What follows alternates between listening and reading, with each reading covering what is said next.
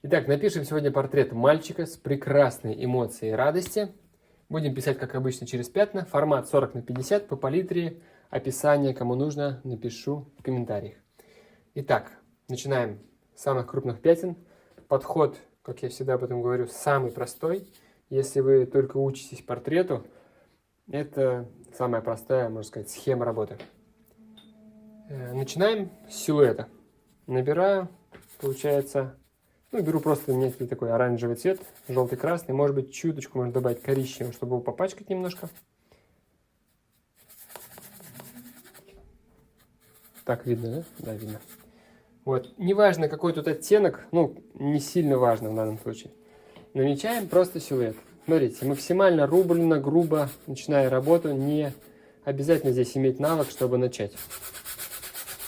Первый этап, первая половина, когда мы приходим к человеку, то есть из пятен к человеку, да, и к ребенку в том числе, может сделать каждый, 100%, независимо от навыка. Если не бояться, если не заморачиваться по поводу того, как правильно, как неправильно. Просто делать через пятна. Нашел силуэт. Дальше намечаю плечики.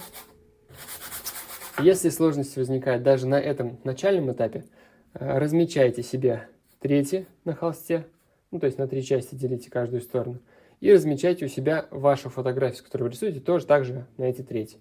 Если у вас формат такой же, композиция такая же, то есть у вас лицо и плечи, не составит труда найти размер головы, то есть где, с какого размера он примерно будет. Более того, если вы сделали что-то неправильно, можно всегда будет подвинуть туда-сюда, то есть это я вам сейчас все покажу. Смотрите, я закрыл силуэт и сразу же закрою фон.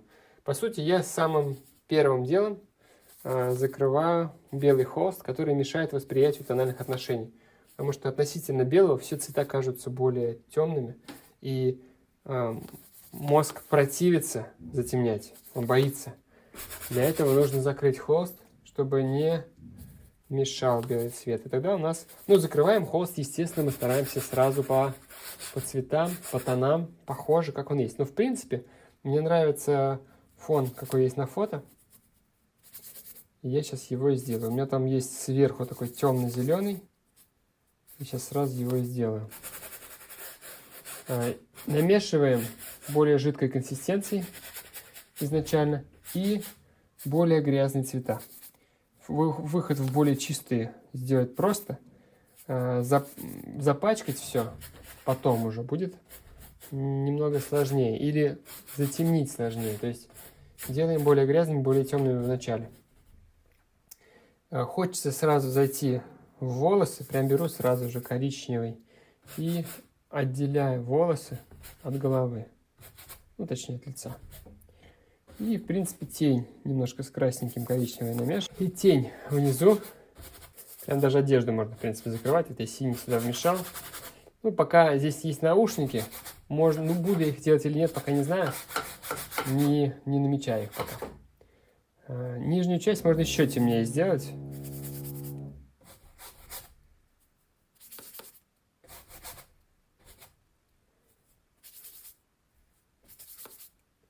Сразу же. Если у вас видите где-то очень темные цвета, сразу их постараться нужно найти, чтобы не было у вас такого всего бледненького. Нужно сразу их сделать соответствующие. То же самое вверх я еще затемняю. То есть у нас, когда есть тональные отношения в начале, уже все намного проще воспринимается. Здесь у нас асфальт. В целом мне это устраивает. Он очень хорошо серый такой подходит сюда. Тоже так же я просто беру белый вот этот наш замес немножко. Вижу, что холодный оттенок серого. Добавляю красный, чтобы затеплить. И у нас получается наш серый цвет. Пробуем.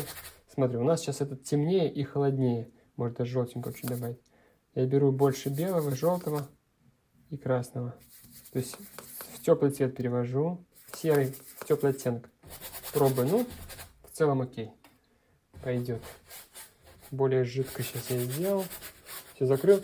Жидкая консистенция в начале позволяет нам сделать так, чтобы за один сеанс мы сделали несколько слоев, которые не будут друг другу особо мешать. И, соответственно, он быстро подсыхает. Вот у нас уже, по сути, есть такая база. Вот эти вот границы белого, лучше не оставляйте, сразу все закрывайте. Пусть лучше вы зайдете фоном на одежду или одеждой на фон, но зато у вас не будет просветов, опять же, будет цельная картинка. Вот я прям все немножко перемешал. Не цепляйтесь за какие-то точности в начале. Они нам сейчас не нужны пока. Сейчас вот еще немножко эти закроем. Голубой какой-нибудь сюда. Сюда тоже. Вот у нас есть основа. Эта кисточка у меня, кстати, Flayed 40. 40 размер, то есть 4 сантиметра. Получается, вытираю ее от холодных оттенков. И этой же, в принципе, кистью. Она уже большевата для лица, но пока есть возможность, пользуйтесь максимально большой кистью. Чувствуете, уже вообще некомфортно, никак не влезает по большим даже пятнам. Используйте уже поменьше кисть. Смотрите, глазные впадины. Если мы голову посмотрим, как они идут, как идут наши пропорции. От основания роста волос до бровей, до основания носа, до подбородка примерно одинаковая часть. У детей немножко по-другому. У них верхняя часть головы, то есть лоб, голова сама больше, чем лицевая часть. Поэтому смотрите уже по вашему референсу, где примерно. Вот. Но когда вы делаете вот глазные впадины вот так вот, как очки большие, да, тут еще очень хорошо, что тень, освещение хорошее, такое естественное. И мы действительно видим естественный объем. И очень важно, чтобы у вас тоже было освещение хорошее. Потому что если будет свет плохой, в лицо свет, какой-нибудь сзади свет, это очень усложняет работу, очень усложняет видение объемов. Поэтому лучше для обучения использовать хорошие референсы. Так вот, получается, глазные впадины, тень немножко наметил под носом, где-то здесь у нас губки, где-то здесь ухо и здесь ухо. Вот у нас в целом уже что-то есть из форм, из пропорций. Как идем? Действуем дальше. Я беру кисточку поменьше, и мне не хватает еще темных. То есть у нас мы идем от контрастов или через контрасты. Сначала находим самый темный, потом самый светлый, потом уже средние тона. Так вот, темных у меня недостаточно. Очень важно их найти как можно точнее, по тону, опять же, не по, ну, по форме сейчас тоже я уже начинаю, да, уточнять. Важно именно по тону, чтобы у нас сели на места объема. Вот я немножко сейчас утемняю, и прямо, смотрите, уже он начинает оживать. Даже глазки можно наметить. Вот у меня есть глазные впадины, мне они в целом нравятся по объему. Большой лоб, маленький носик появляется у нас. Такая вот, смотрите, буковка Т у носа, и сравнивайте там эту буковку Т. Какая она по длине, более вытянутая, более широкая и так далее. И если похоже, уже можно немножко уточнять. То есть вот я глазки, немножко у нас есть наклон, об этом тоже не надо забывать. Кстати, лицо смотрит практически анфас точно. Чуточку может быть наклон сюда, то есть чуть-чуть, эта часть меньше, чем эта. Вот, и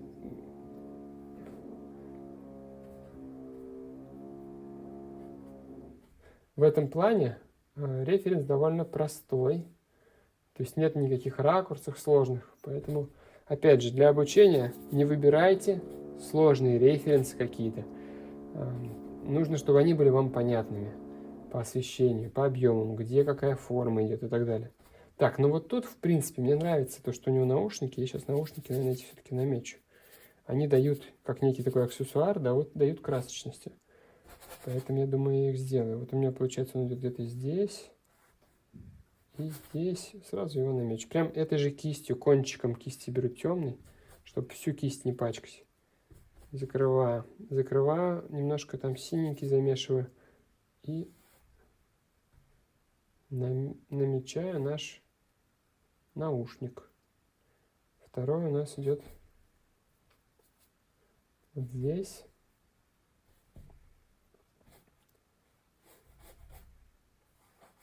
И они яркие. Я возьму большую мою кисть, которая была, она у меня вроде не сильно грязная. Они какими-то яркими цветами. Я пока просто светленький дам, чтобы просто показать его форму.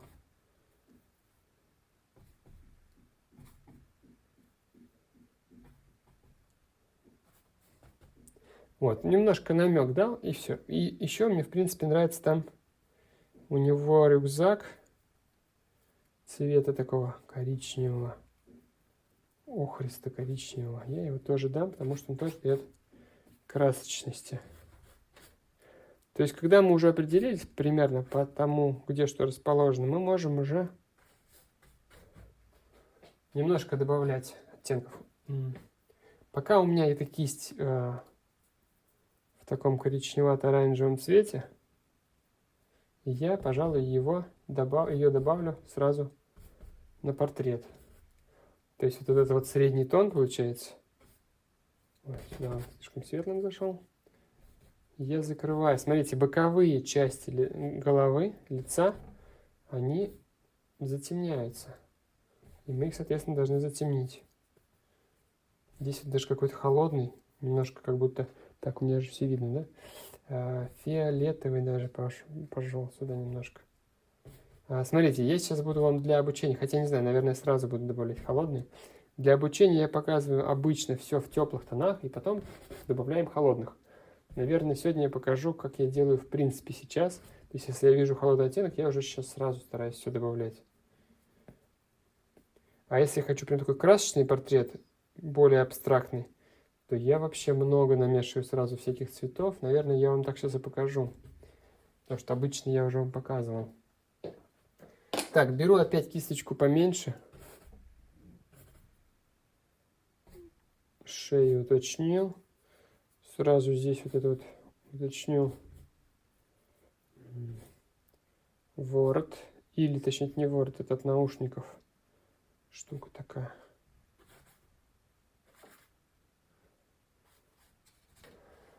Вот, он более-менее выстроился. Кисточка вот эта мне она устраивает по размеру, большая. Я сейчас буду уточнять. Сделаем самые светлые. Темные мы в целом сделали.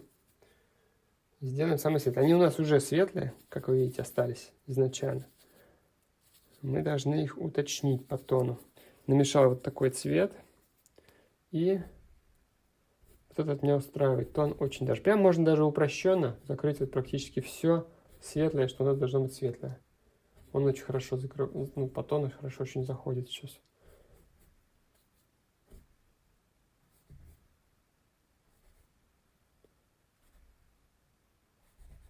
Где-то, где я хочу смешать немножко, сделать растушевочку, я прям кончиком кисти мягонько прохожу, и получается он стушевывается вместе с предыдущей какой-то формой, с цветом.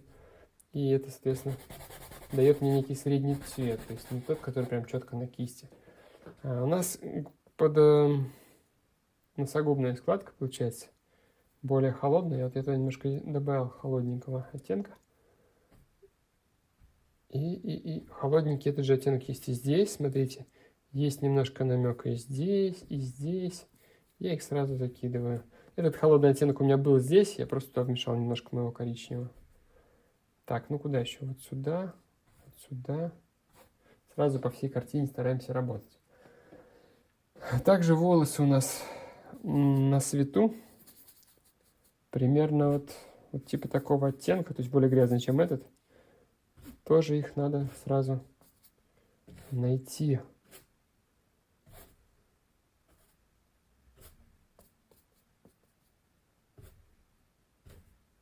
Вот он потихонечку, сколько у нас времени прошло? Ну, минут 12, наверное, 13, и у нас уже образ проявляется. Что делаем дальше? Уточняем потихонечку. Пока я этой же кистью буду пробовать, хотя она уже большевата для таких вещей, которые сейчас будем делать. Но опять же, как я вам говорю, максимально работаем большой кистью. Пока есть возможность. Это очень хорошо дает живость, что ли, картине. И мы не зацикливаемся на каких-то детальках, которые сейчас нам пока не нужны. Глазки нахожу. Глазки, бусинки. Так, вот смотрите. Я прищуриваюсь и смотрю по размерам. Похоже, не похоже. Можно отойти подальше посмотреть, потому что сейчас важный момент. Ну, понятно, что мы все подправить сможем всегда, но вот именно построение основных вот этих вот точек важных. Нужно их постараться попасть. Не попадем, всегда передвинем. Мозг подскажет всегда, потому что когда он видит уже пятнышки, он видит уже, что точно, что не точно. Чем мы дальше будем двигаться, тем точнее мозг уже будет видеть, что не так или что так. Так, какой-то зелененький у меня тут захотелось добавить. Я его сразу добавляю. Даже вот яркий сейчас зеленый возьму. Мы яркие можем добавлять. Мы всегда потом, если что, их можем смягчить, убрать. Но в процессе пробуйте, экспериментируйте, обязательно их добавлять. Иначе, когда уже будет все финишно, уже сложно все заставить это сделать. Это вроде как вдруг испортишь или еще что-то. Пока у вас ничего не прописано, добавляйте смело. Разные оттенки, пробуйте. Не понравилось, прям вы почувствуете. Смотрите, вначале, когда мы добавляем какой-то цвет, и такой яркий, может показаться, что он не к месту, некрасивый. Не спешите его убирать, пусть он немножко поживет на холсте, потому что пока он один, без поддержки таких же цветов, он будет казаться чужим. Потом, когда мы его, ну, как сказать, поддержим похожими цветами рядышком, он уже будет смотреть совсем по-другому. Поэтому не спешите удалять эти все пятнышки. Так, вот образ в целом есть. Хочется по оттенкам. Ну вот сейчас розовенького точно не хватает, какого-нибудь яркого.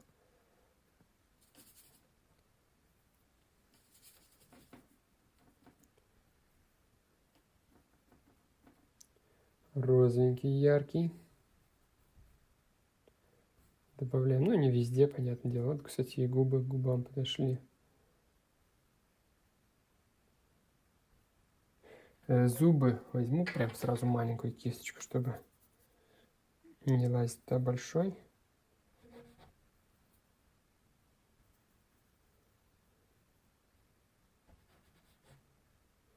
Внизу в основном светленькая, а к краям более розовенькие уже такие какие-то, они уходят в тень.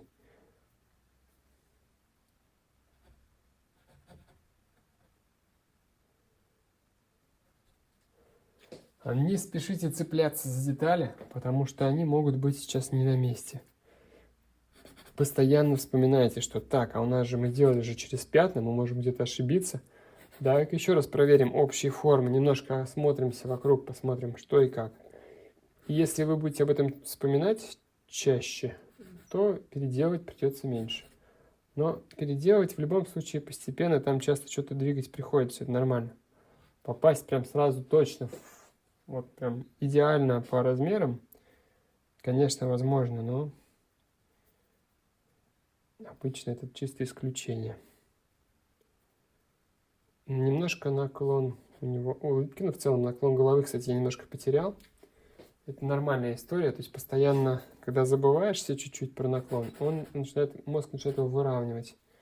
Сейчас мы его немножко выровняем, вот я глаза. Этот чуть поднимаю, тут опускаю, вот этот вот сейчас поднимаю немножко. Улыбка у нас тоже немножко под наклоном. Носик под наклоном.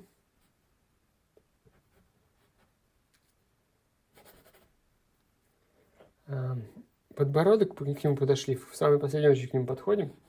По размерам тоже сейчас большеват, но это, естественно, исправляется все. Какой-то опять наш серый намешиваю и убираю лишнее.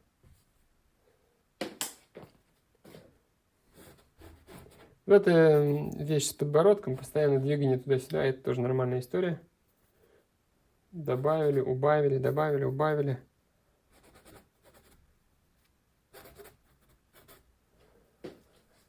Так, ну что, наклон-то у нас появился или нет? Не пойму. Еще пытаюсь его наклонить. Тогда и губы чуть-чуть больше, что ли, наклоним.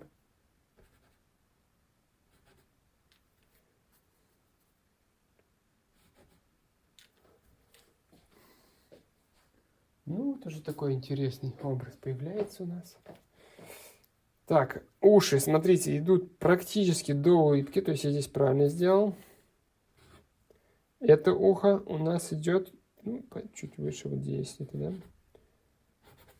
А заканчивается где-то вот здесь, так, и здесь. Так, у меня обычно уши, ну, необычно, часто бывает, если я про них забываю, они у меня больше и в основном ниже расположены. Это очень полезная вещь такая есть, когда вы себя проверяете, где вы какие ошибки допускаете.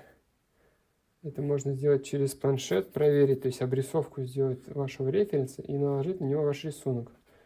И когда вы так делаете, вы находите ваши типичные ошибки. То есть раз себя проверили, два, и вы такие: о, я там брови постоянно выше или ниже делаю, или там нос длинный. И вот эти вещи вы благодаря проверке это исправляете постепенно, то, что вы в процессе вспоминаете, что вы так ошибаетесь, и такие: о, ну-ка проверим уши. Я делаю всегда большие, дай-ка я посмотрю, сейчас какие сделал. И когда вы начинаете их часто проверять, все, эта ошибка у вас уходит. Но обольщаться не стоит, что в какой-то момент вам показаться может, что все, вы ошибок не допускаете. Этот навык глазомера, он как мышцы. Его нужно постоянно тренировать. Вы не тренируетесь какое-то время, и потом вы, получается, забываете немножко этот навык, опять приходится его восстанавливать. Ну, то есть не надо думать, что вы научились когда-то, да, и теперь будете всегда так уметь. Чтобы поддерживать навык, нужно его использовать. Так, ну, мне нравится, как получается. Давайте сразу сделаем и глаза. Серый опять цвет, который у нас в фоне использовал. Не белый ни в коем случае. О, глазки, смотрите, всего-то были темные пятна, вот беленький сделал. И у нас, считай, уже есть. Немножко нижнее веко. Вот так подтемняем. Сравниваем вот это расстояние, чтобы нос понять, у нас на месте или нет. Вроде как неплохо.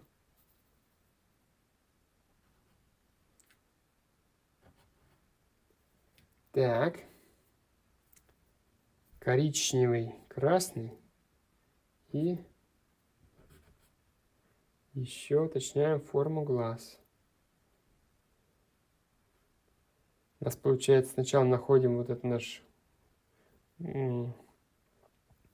зрачок с радужкой, потом беленькие, глазное яблоко, потом уже верхнее и нижнее веко уточняем.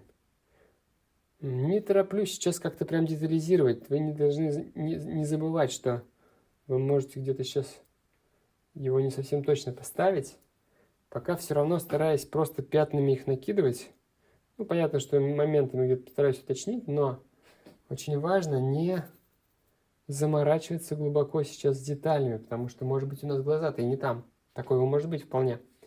Чем мы больше будем уточнять, тем мы быстрее увидим, насколько это точно сделано. И, соответственно, вот, кстати, у меня ухо, например, более-менее на месте, а вот шея, она идет практически чуть ли не по нижней губе, то есть где-то вот здесь. Не шея, а тут уже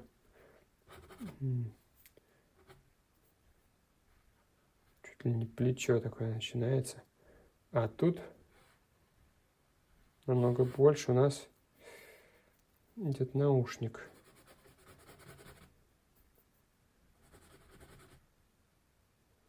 И там волосы, кстати, еще за ухом, походу. Ну, не походу, а наверняка. Вот сейчас вроде бы эта часть как будто стала совпадать. Желтый с белым. Сделаем сразу вот это вот. Забыл, как она называется, эта штука у наушника, которая держит сам наушник. Можно, кстати, вот так вот повырисовывать немножко сразу вот этот вот рисунок самих наушников яркий. Его, может вообще нам стихийным сделать, посмотрим.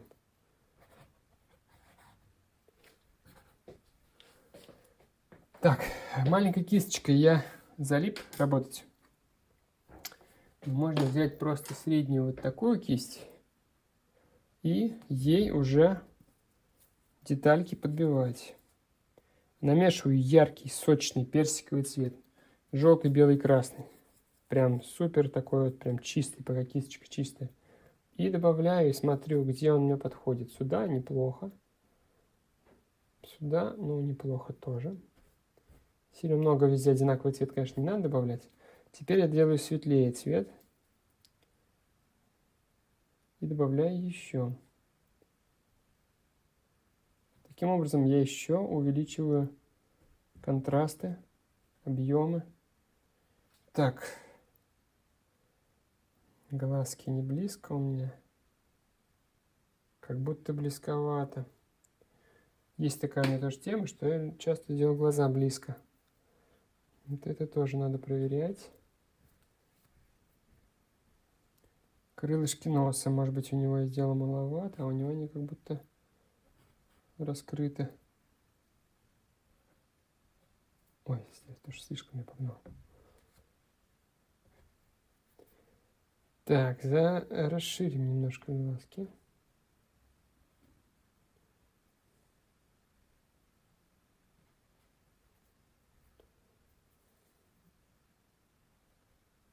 Расстояние.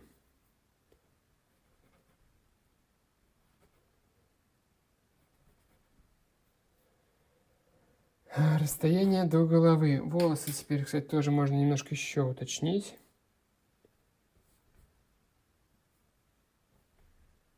Потому что, скорее всего, фоном немножко нужно будет сейчас убирать лишнее.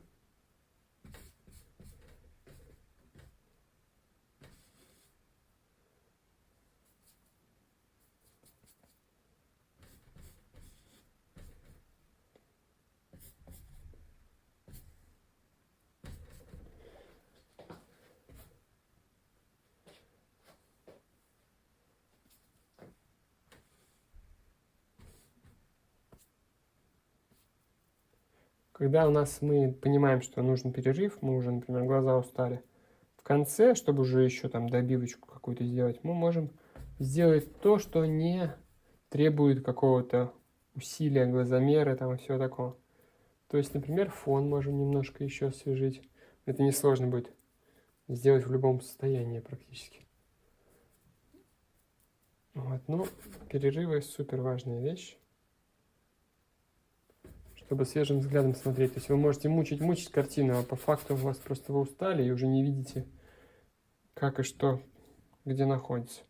Чуть-чуть перерыв сделали, раз он уже сразу понятным становится там, какой-то момент. Так, ну, начнем второй этап, этап уточнения. Получается, немножко сделал перерыв, передохнул, и в целом видно какие-то моменты, которые хочется подправить. Во-первых, лицо широковатое у меня сейчас, чуть-чуть буду заужать, головы как будто немножко много. В общем, сейчас будем исправлять. Сразу же начнем с больших вещей, то есть где волосы немножко сделаю поменьше. И вот эта сторона, да, в целом вроде ничего, даже можно так. Эту сторону хочется чуть сделать поуже. Слишком много вот здесь места. Здесь неплохо. Подбородок в целом неплохо. Только по теням разобраться получше. А вот тут многовато. Сейчас будем убирать. Получается, нашим опять цветом серым. Где-нибудь примерно вот так мы убираем. И ухо пойдет тоже дальше, но сейчас к этому придем.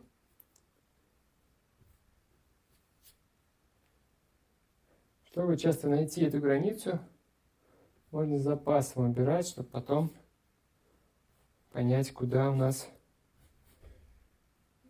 эта граница. Ну, то есть мы берем больше, исправляем больше, чем нужно, и таким образом понимаем,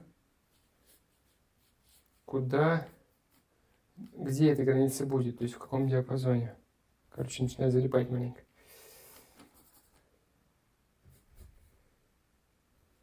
Мозг начинает отключаться. Нормальная история в процессе. Вот я заузил чуть-чуть лицо. С этой стороны вроде ничего. Вроде неплохо. Так, глазки немножко поуже это есть. Нос чуть-чуть, кажется, нужно сюда подвинуть, наклон сделать. Тень хорошая такая. То есть вот сейчас потихонечку мы просто уточняем, систематично все улучшаем. У нас, если по размерам, по формам более-менее все окей, остается нам просто дорабатывать тонально. Ну и оттенки. Например, зубы можно сделать побелее.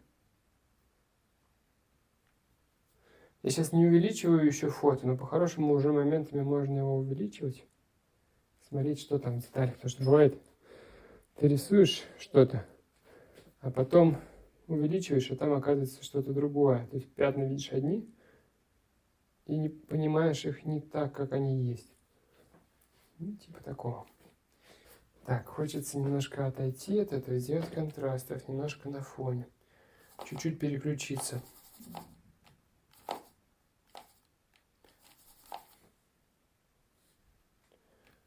Хороший цвет. Бирюзовый, чуть-чуть желтого.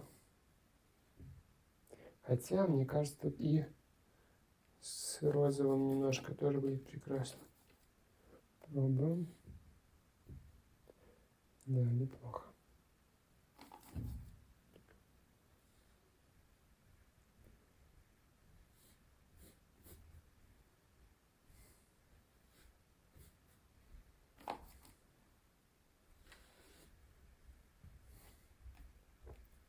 Больше голубого бирюзового добавлю.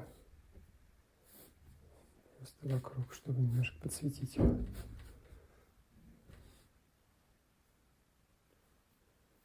И загубную складку тоже немножко можно выделить больше.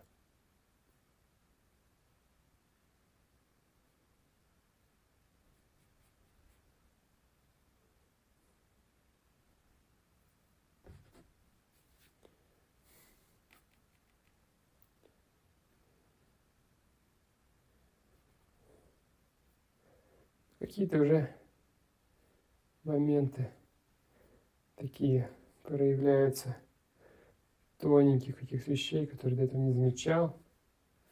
Уголочки, например, затемненные у губ, это очень важно. Высветы в каких-то местах, которые тоже объем чуть-чуть еще лучше передают. Здесь уже нету сильно такого. Оно как бы все важно, но в то же время объем основной уже есть. Вот эти вещи уже малозаметные, которые постепенно в целом делают картину, но каждая в отдельности незаметна.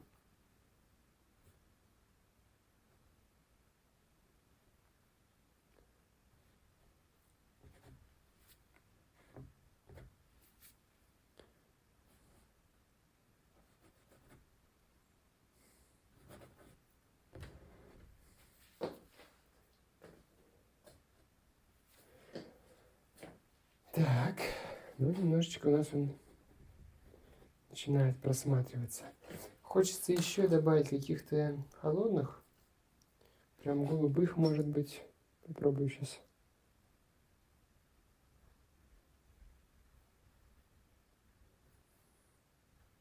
Пока у меня маленькая кисть, можно сделать уже яркие вот эти вот для наушников формы.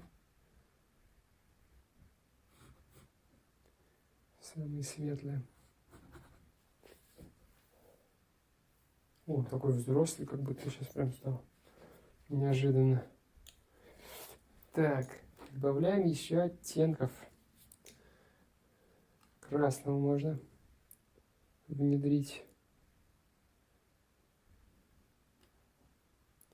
Вот эти вещи я делаю интуитивно. Ну, есть рабочий момент. Например, я знаю, что красненький всегда очень хорошо оживляет портрет. Есть те же голубые, которые вы только что видели. Разные оттенки, которые часто хорошо заходят. Но бывает так, что в зависимости от конкретного лица, от освещения, попадаются, вот как сейчас зеленый в подбородок, как хорошо зашел. Я его сделал каким-то более нежным.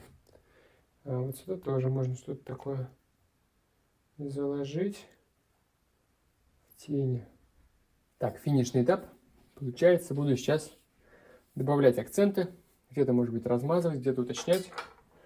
Можно взять мастихинчик, например, и что-то вот такое поделать, чтобы создать немножко рукотворных пятен.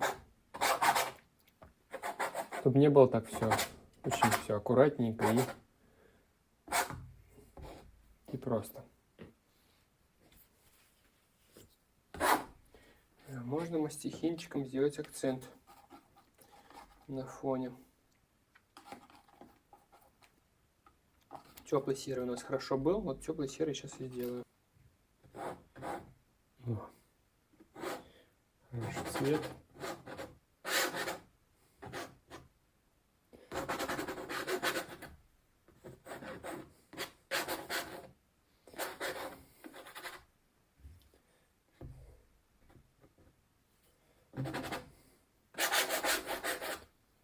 Плюс добавить еще чуть-чуть более светлого глазного яблока. Не спешите усветлять глазное яблоко. Лучше его сделать чуть темнее, чем чуть светлее. Иначе, если сделать светлее, сразу глаз станет искусственным. Блики делаем.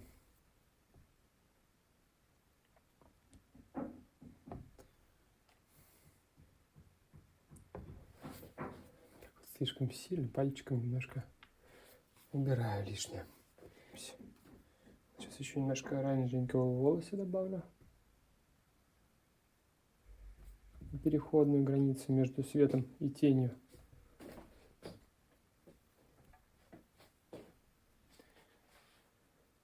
Вот, вполне, мне кажется, он цельный сейчас. На этом и тормознем. Пишите в комментариях, как вам такой формат. И, соответственно, задавайте вопросы, буду рад ответить.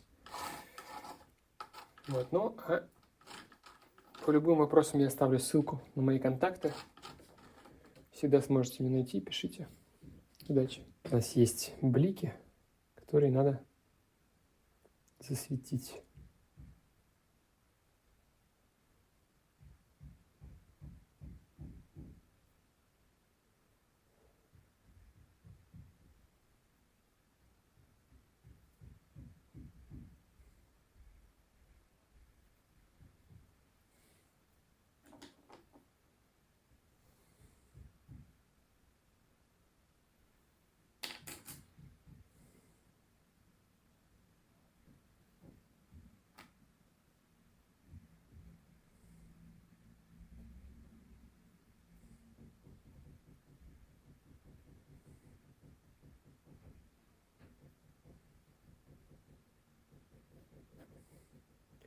В общем, так, светленький кое-где добавил, где хочется. Ничего особенного. Ну, на этом теперь точно все. Всем творческих успехов.